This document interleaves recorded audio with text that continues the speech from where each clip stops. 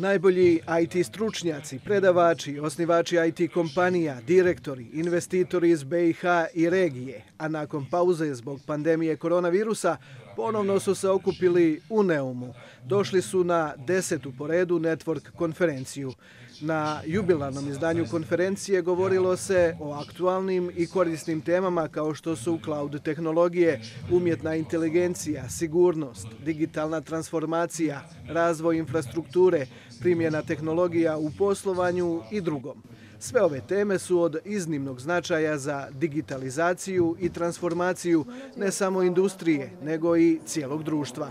Zato nimalo ne iznenađuje što je i ove godine na konferenciji ponovno i HT-Ronet, koji je dugogodišnji partner Komunisa, organizatora konferencije. Mi kao glavni telekomunikacijski sponzor smo sa njima već dugi niz godina i podržavamo ovu konferenciju i u tehnološkom smislu i u suportivnom smislu. Ključne aktivnosti ove konferencije su prvo transfer znanja, novitetima u ICT industriji, to je prvo. Drugo je gradnja mreže između ljudi i prijenos tih znanja unutar ICT industrije, ali i onim krajnjim korisnicima koji će koristiti ove servise. Tako da i treće, ono što je ključno u posljednje vrijeme, to je digitalizacija koja je bila paradigma cijelog ovog sajma.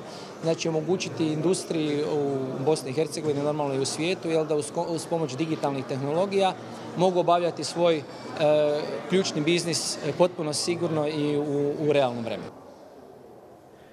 HT-Ronet jedan je od 3 ključna telekom operatera u Bosni i Hercegovini. Međutim, osim Telekom, HT-Ronet pruža i ICT usluge koje su i predstavili na ovogodišnjoj konferenciji u Neumu. Ključna nit vodilja, nakon 3 godine što smo bili zatvoreni, bili smo u nekakvom lockdownu i u kojem razdoblju je HT-Ronet stvarno sa svojim resursima omogućio i našim privatnim i poslovnim korisnicima da mogu komunicirati neovisno o tome što su bili zatvoreni. Sad se svi otvaramo. I ovaj sajam je pokazatelj da se ljudi žele ponovo družiti, vidjeti i razmijeniti informacije. I sad se otvara drugi vid izazova, to je sigurnost. Kako ta informacija koju razmjenjujemo između sebe kad smo se otvorili u fazi dok smo bili zatvoreni u kući, ali smo bili mrežno otvoreni, kako implementirati rješenja koje će omogućiti da ta komunikacija u budućnosti bude sigurna. S razvojem digitalnih tehnologija očekivano došlo je i do razvoja novih oblika kriminala. Svakodnevno možete pročitati vijesti o cyber napadima. Ne tako davno pod intenzivnim cyber napadima bilo je i nekoliko poduzeća i institucija u Bosni i Hercegovini. Štete koje takvi napadi mogu nanijeti su ogromne, puno veće nego što je trošak implementiranja dobrih sigurnosnih rješenja. Pandemija je u prethodnom periodu dovela do toga da je snažno promijenila način poslovanja općenito u svijetu i to je dovelo do snažnog rasta digitalizacije, poslovanja i načina općenito života gdje se sve više baziralo na internet. To je sa sobom donijelo ogromne rizike cyber kriminala, znači napada koji se dešavaju putem interneta. Upravo je to bila tema naše današnje prezentacije. Ono što tu treba napomenuti, znači cyber kriminal danas je jako napredan na godišnjoj razini, to se rast cyber kriminala je čak do 15% i danas predstavlja jedan od najvećih načina, možemo reći, ilegalnog bogaćenja pojedinaca.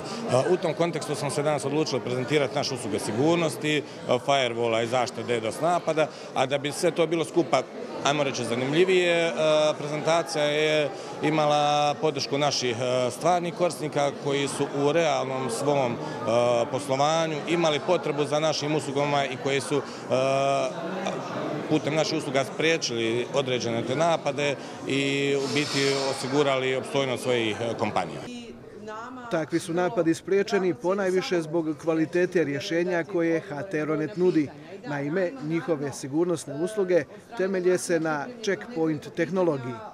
Ono što je najbitnije da je uvijek tu puno bolje spriječiti nego liječiti. Znači morate raditi na sigurnostima zaštite, podići određene sigurnosne usluge.